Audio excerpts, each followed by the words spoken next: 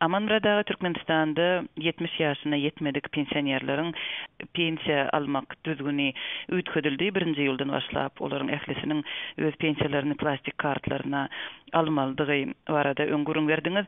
Indi şu proses näme derejede amal aşyrylýar? Pensionerlaryň kartlary edinmek mümkinçilikleri nähili şugunkun. Plastik kartlar edinmekde garaşylmaýan bir kynçylyk özünden ýüze çykdy. Şu pensionerlerin belli bir bölegi özleriniň häzirem pensiýada da bolsa işleýänliklerini aýtdylar. Göwüýlänýär bir Türkmenistan Täzirçilik bankynyň 10 ýyl awadanslyk köşetiniň ornuna ýerleşýän Köpetdağ adly filial şahamçy umuman şol şahamçydan jemi 5000 pensioner her aýda pensiýasyna alýan eken. Ondan şol eski ölüg 75 ýaşy ýetmedikler bularym bir orta azap bilen bir 2000 ýakyn adam. Bular şo haçanma näşe plastik kartlaryny taýin bolandyr. 1-nji iýuldan pensiýa berilip başlanýar diýip ayın 25'ine yani şuun Türkmenistan bankının Köpetdağ şahamçysyna filialına barallarına o yerden size plastik kart vermeliyle hiç illi dokument yok. Onu ahir sonu siz gayret etten yine 2 hafta garaşın. Size pensiyanız için plastik kartları biz kosmosa açıp veriyet. Önkü plastik kartlarını aylık kulluğu için ulluğunu verin deyip adamlar ondan suda neygilerip bildirip binahilli beyle oluyor yine 2 hafta garaştık ayın 15'te oluyor.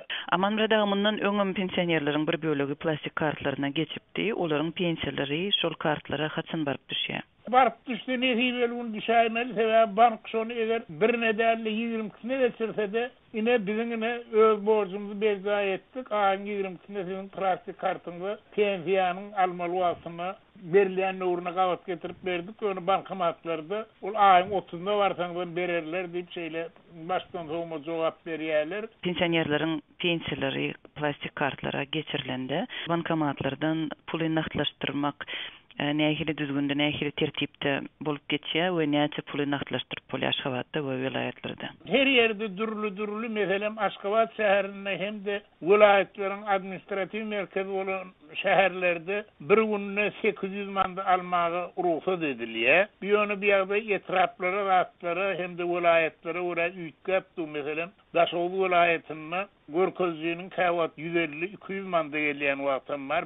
Pensionerler bir ýagdaýdan juda nägide bolýarlar. Birinciden bankomatlarda pulmudan tapdyryp durany. Galy berse de şol bankomatlaryň hyzmaty üçin başda bir mutlu bankomatlaryň hyzmaty. Indi bolsa men bir 4-5 aý bol şu hyzmatlaryny tapdyr prosentde ýetirdiler, ýagny 0 üçün 86% ýetirdiler. Ondan her pensiýadan şol şey pul tuturyp galynjak bolsa, ol erlet täsir edýär. Minimal we iň uly pensiýa näçe tutuş ýurtboýunça? Ýurtboýunça iň ýokarysy 1600 manatdan geçmeli däl. Iň pes pensiýa onu sosial pensiýa diýilýär, 260 manat. Ortaça pensiýa aýdýarlar bir 715 manat diýip öňe ol ortaça pensiýadan ýokary pensiýalaryň bir sebäbi şol pensionerler barallarına ellerine alýan pullar köpüsiniň 400-500 manata ýetip gitmäni